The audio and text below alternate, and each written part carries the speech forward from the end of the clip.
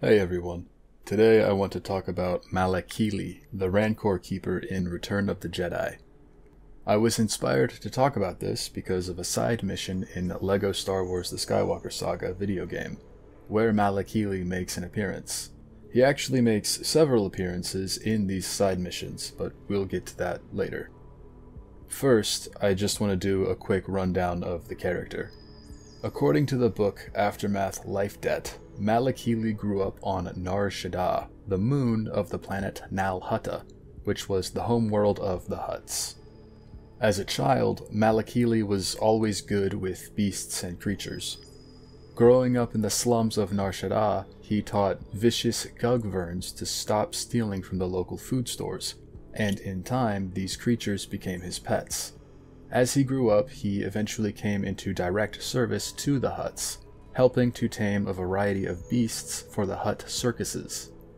These types of creatures that he helped to tame included sand dragons, killwings, and rancors. Sometime later, Malakili began working for Jabba the Hutt on Tatooine, where he helped to raise a menagerie of creatures. His favorite of these creatures was the rancor named Patissa.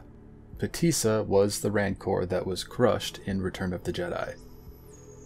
Malakili greatly valued the life of beast-like creatures, not unlike Hagrid from the Harry Potter series. I'm actually starting to see the similarities as I make this video. Malakili cared for all animals, including the Sarlacc inside the Great Pit of Carkoon.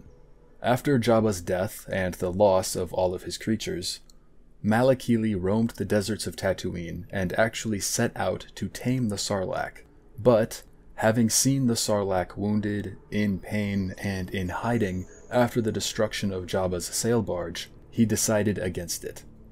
He continued roaming the deserts of Tatooine, reflecting on his past and more specifically thinking about his beloved rancor Patissa. Eventually, Malakili was ambushed by a group of bandits called the Red Key Raiders. He tried to escape, but they were too quick for him, and he was captured.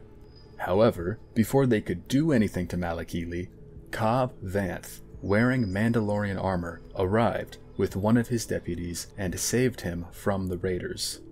Cobb and his deputy, Issa Orr, claimed that they were the law on Tatooine.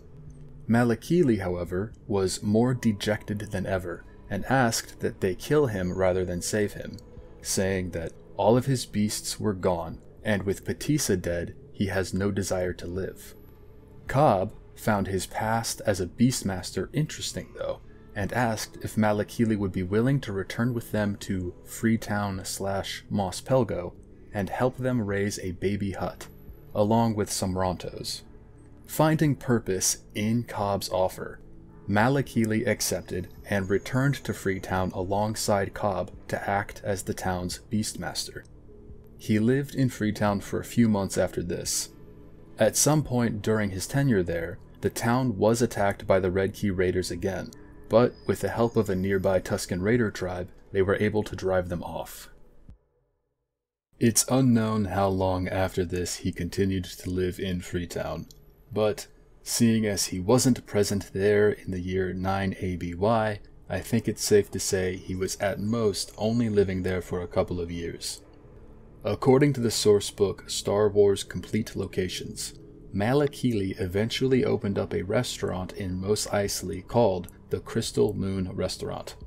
At some point, Malakili had met with the former chef from Jabba's palace named Porcellus, and together they went into the restaurant business.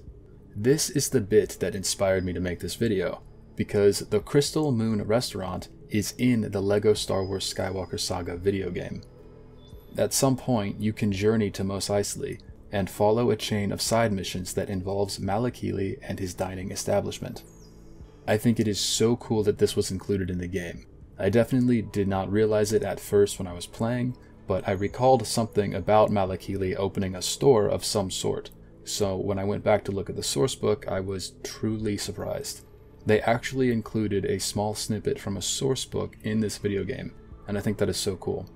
The Skywalker Saga is riddled with little bits of Easter eggs and connections to the rest of the Star Wars universe, with characters, locations, and events being mentioned. The least subtle reference out of all of them is the ability to actually play as one of these characters, Mr. Bones. The thing is, the LEGO games don't really need to be beholden to maintaining continuity with the rest of the franchise. They're really just for fun. But the fact that the game does pay attention to that stuff is, in my opinion, really cool. And I just wanted to gush about that, really. I thought that the addition of Malakili and the Crystal Moon restaurant was a pretty deep cut, and it's amazing that the developers for this game actually went in and added that. Anyway, that's really all I have for this video. I just wanted to kind of geek out about that little addition to the game. Anyway, I hope you liked the video, and I'm looking forward to seeing you in the next one.